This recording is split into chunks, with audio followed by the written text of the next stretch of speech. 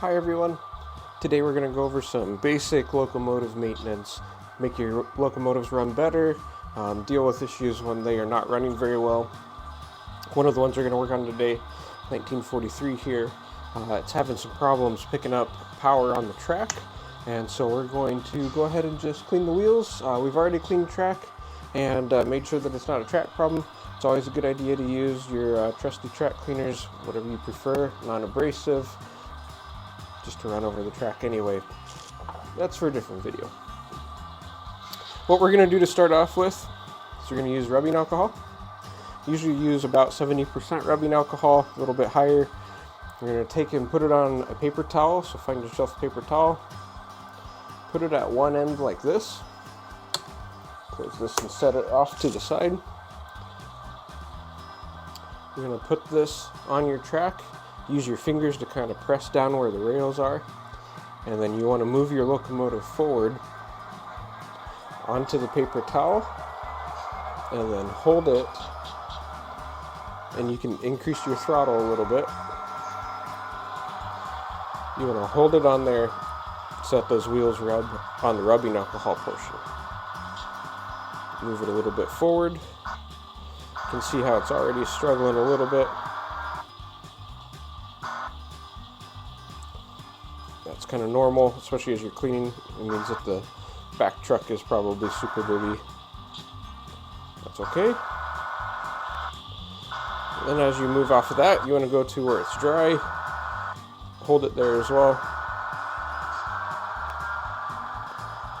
You don't want to push down too much. You'll prevent the wheels from spinning. You'll cause the motor to bind.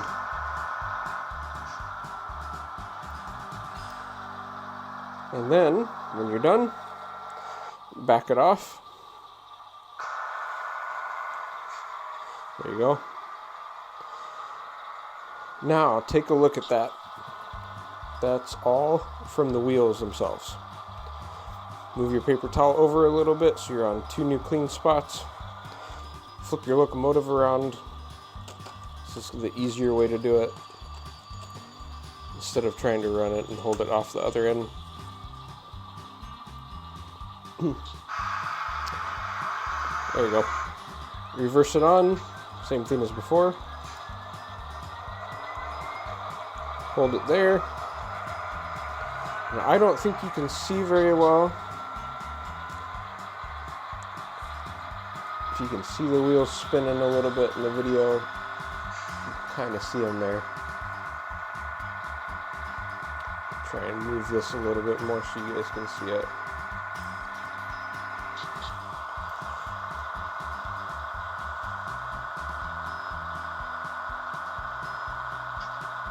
Just like that.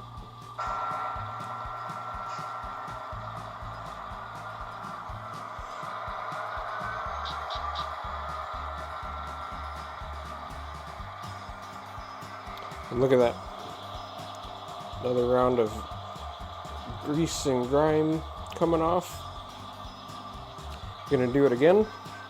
You pretty much want to do this until it comes out clean.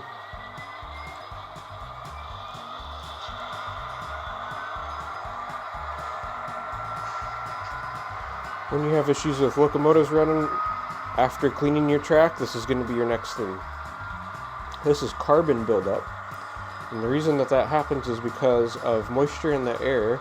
As those wheels make electrical contact, sometimes they will spark if there's not a very good contact. Sometimes it's just the types of metals, and it will cause a carbon buildup on the wheels.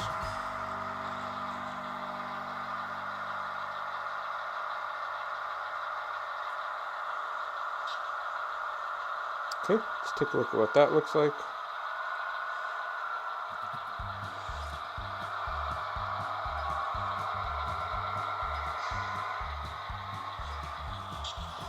A lot better that time around. Hardly anything on there. We're going to go back, do the front some more. And I always try to move it over so that you're not just re-picking up dirt, because that'll kind of be counterproductive to what you're trying to do here. There you go.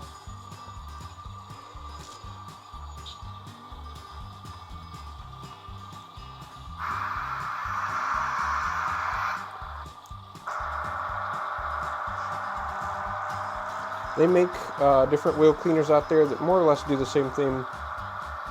Rubbing alcohol on a paper towel really is by far one of the best ways to do this though. The others have like mini brushes, and I just haven't had that good of luck with them.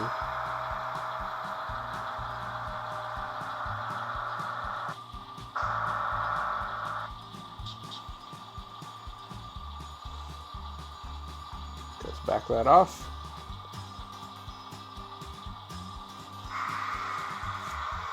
That one's still a little dirty. We'll do it one more time. One other step that I like to do is usually run the whole train over this as well. I actually did that on a different locomotive I was servicing earlier today, so I'm not going to do that right now.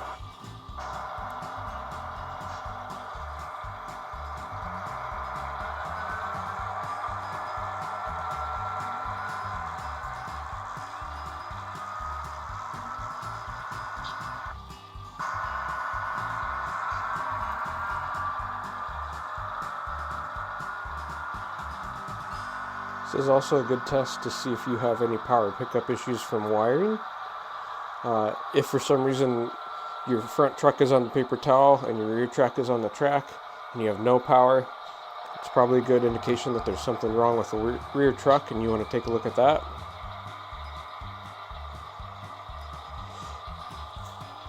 A lot better. Alright, let's give that a shot. Alright, so if that is better, we should have no problems here.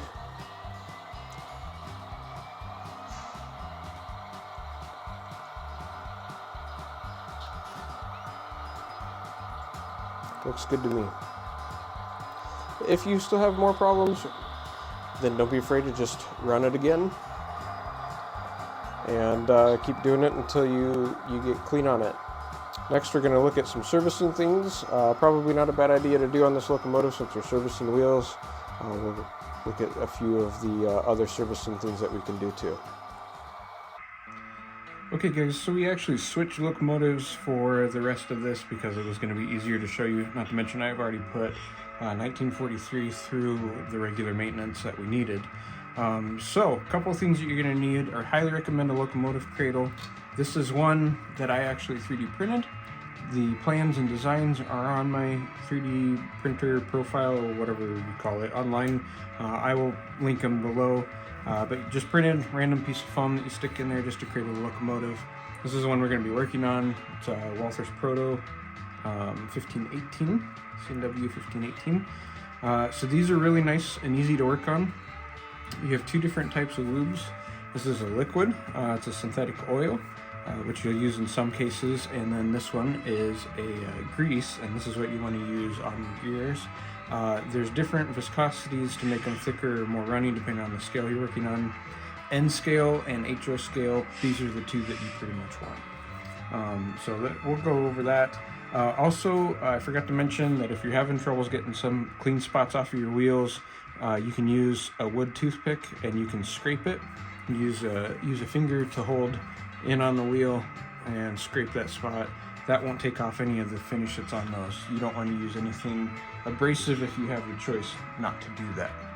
Alright, so first important thing, now that the wheels are clean, look and see if there's any extra grease on the underside. You can see this spot right here. That can mean anywhere where there was maybe too much lubricant at some point. Wipe that off. You don't want that to go in anywhere. Wasn't much, if at all. Walther's ones, so every locomotive, the trucks come apart differently. You're going to have to look at the manufacturer for that. Almost all of them have the sheet that came with the box. If not, you can look it up online. If you're struggling with a locomotive, don't be afraid to send me a message, leave me a comment, and I'd be happy to maybe give you some pointers or exchange some information on that. Anyways, on these Walther's ones, it's really easy though. You take a flat blade screwdriver, and there's a notch right here. You put it in, and you just kind of pop it out like that, and it lifts off. There's your gears. So all the brass, these are all your metal contacts for your pickups. So your wheels pick up, these touch these brass here, and underneath under there, which I don't know if you can see very well, I guess you can. Under there is the metal pickups that then connect to the wires that run up to the rest of the locomotive. Now, as you can see, there is really not a lot of grease on these. These are pretty dry gears with the edges being a little more greasy. Another thing that you can look at is the underside to see if there is, and you can kind of see there was some at one point, but not so much anymore. The easiest way to do this, we're going to be using grease. So you're going to take the grease, put it on. Oops, I need to squeeze it up a little bit more. Put it on a toothpick. Come on. Like that. You just want a little dot like that. And you're going to kind of just set it in there. You really don't need a whole lot. I usually do a single dot like that. And then take one more single dot, put it on the back side. That's really all about that you need for grease. I count that truck as done. General quick look over, make sure there isn't anything outstanding, you know, broken gears, everything's moving when you shake it, you know. These will have a tendency to pop out this way, so that's one thing you need to watch out for. And then put these back on. Remember which end you stuck the flat blade screwdriver into. And it just fits over. Gently push it into place. Okay, onto the rear truck. I wanted to point out something here. This is something you'll see often too. And this is the white on the side right here. This is old grease that can sometimes dry and harden. And so it's not a bad idea to get in there with your toothpick, wipe it off. I have a rag off camera, so that's why you're not really seeing me do anything there. But it's not a bad idea to get in there, wipe some of that off, clean it up if you need to. That way you just don't have an excess amount of old grease. Looks pretty decent. I see some in between the gears right here, but that's nothing I can get to, I'm not gonna worry about. And then also, you can see it's on that as well. You might as well just go ahead and wipe that off while we're here. And then that way we're not getting old grease in there. Grease eventually, over time, over use and over heat, being heated up from friction, will harden, and then you'll have chunks of it coming out. I've restored quite a few locomotives throughout the time doing the hobby where it was simply the fact that grease had dried out and was still in there, and they ended up basically not running. It would seize up, and just cleaning out the grease. And if that's the case, we need to do more thorough cleaning. We'll actually take the wheels off, take the trucks off. We'll do a full tear down on that. We might actually do a tutorial on that in the future, because if you remember seeing a quick video of the Heritage locomotive I got, the Katy unit, that's actually not running all of a sudden, and I'm not sure why. So that might get a full tear down and tear apart, and I might even redo some of the decoder stuff in that at the same time. Oops, I did not get that on. Okay, so next step, now that trucks are taken care of, so we're going to open this up. Let me get the camera readjusted and we'll do that. Okay, so for this one, to get the locomotive shell off, you're going to want to take out the coupler boxes. So we have the front coupler box. Set that over to the side. Let's see if we can push that out a little bit, nice and gentle. Sometimes if the body's squeezed on there pretty tight, it doesn't want to come out. There we go. There's front coupler, and I usually, it's totally up to you, but I usually just kind of lay these in the order that they're going to go. Oh, this was a used locomotive, and it looks like they got glue on that coupler box. That's why it didn't want to come out. Okay. Rear. It's interesting. There's, found some, it's kind of hard to see, but some thread or lint wrapped around the screw. Whenever you see that, that's an indicator it was ran on track sitting on a carpet, and that's not always a good thing. Next, we want to, there's a screw in front right here and back behind the truck over here. Athearn ones typically have one here and one here, and those are the only two screws you need. This is just covering a weight, but there is a screw right here, so if we can't get it off, we'll have to pull the weight off and and pull that screw out as well, but like I said, every locomotive is different. It's just a matter of consulting what the manufacturer says. Okay, that. You should technically just lift out, and I'm gonna bet we need to get to the other screw. If not, I also recommend getting a longer pair of jeweler's screwdrivers. That's what this is. Just because sometimes you do have to reach in kind of far. If you're working on model steam locomotives, that's a common thing. Oh yeah, there's 2 screws.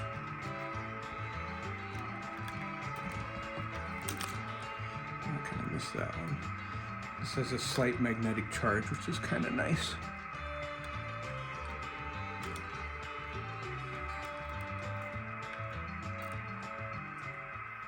And I dropped it. Stuck in a crevice right there. That's okay, I'll get it. Put your hand over like that, drop it, there you go. Okay. That's better. There. There's a quick look inside. This isn't fully coming, there it is. This is what the inside looks like. Nice and decent. DCC board, uses LEDs. And you know what? We wouldn't have actually had to take off the front and back ones. Let's put those back. The front and back screws actually held this whole weight on. So we're going to go ahead and just put those back in.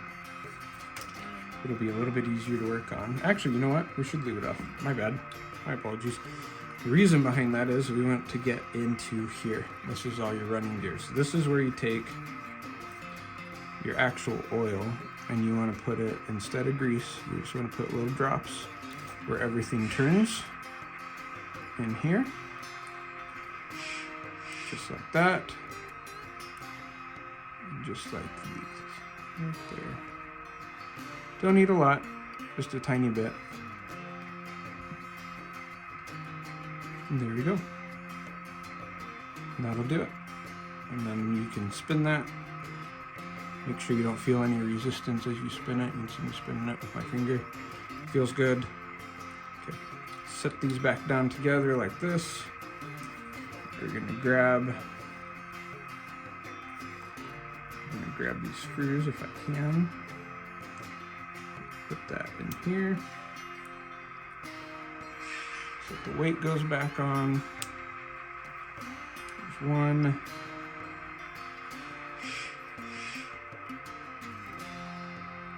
There's two-ish. Not quite. Oh, that's okay. It's harder to do that one-handed. We can probably set that back in just temporarily, just to help us. Also, this is where having like a fine pair of tweezers comes in handy. Apologies, my hand is in the way of the camera there. There you go. Just like that.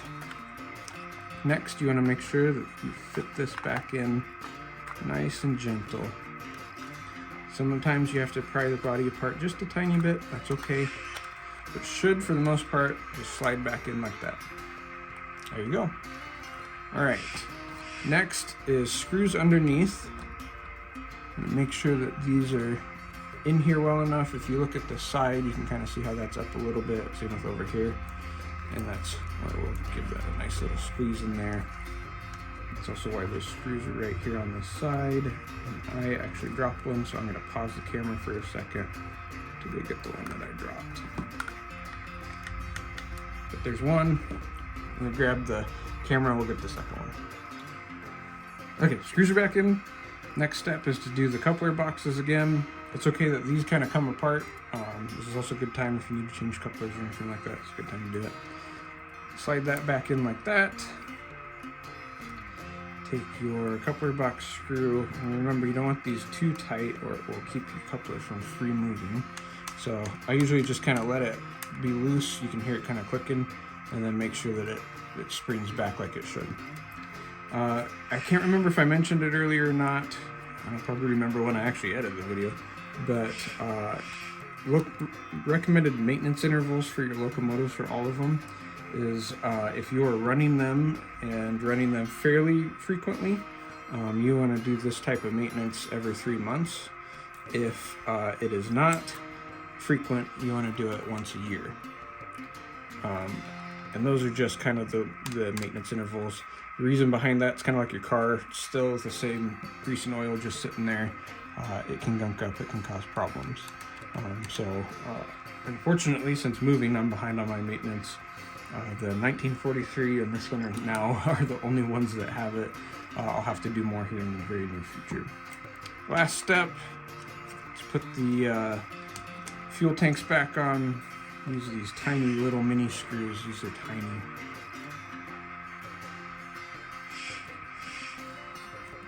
Hold that on. And these are super tiny. Just like that. All right, last step.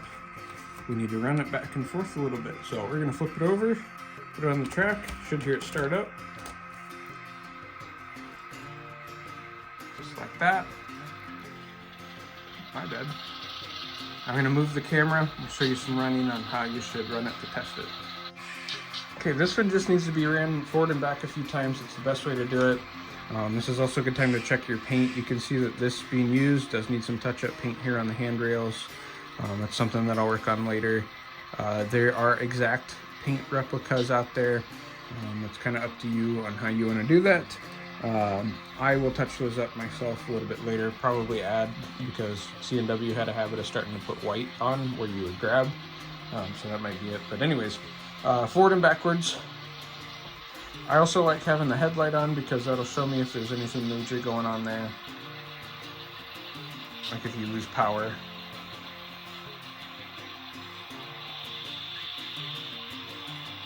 This just helps get that grease split up across the gears. Ignore my drink.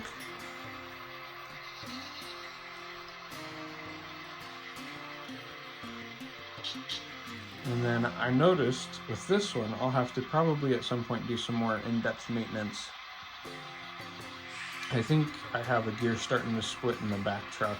That's a fairly common Walther's problem, and you can replace them. They're fairly cheap. I think they're like $10 to get a set of gears for these style locomotives, but they have this kind of click as they start to do that, and that's what I hear on this one. So that's just a heads up for you as well.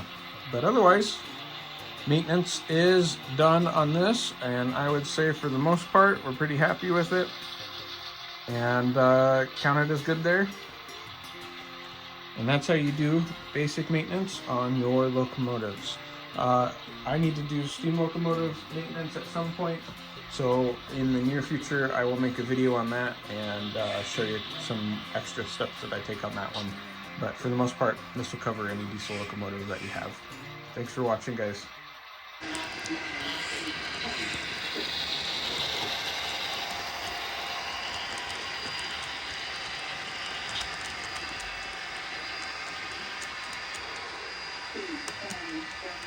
Please,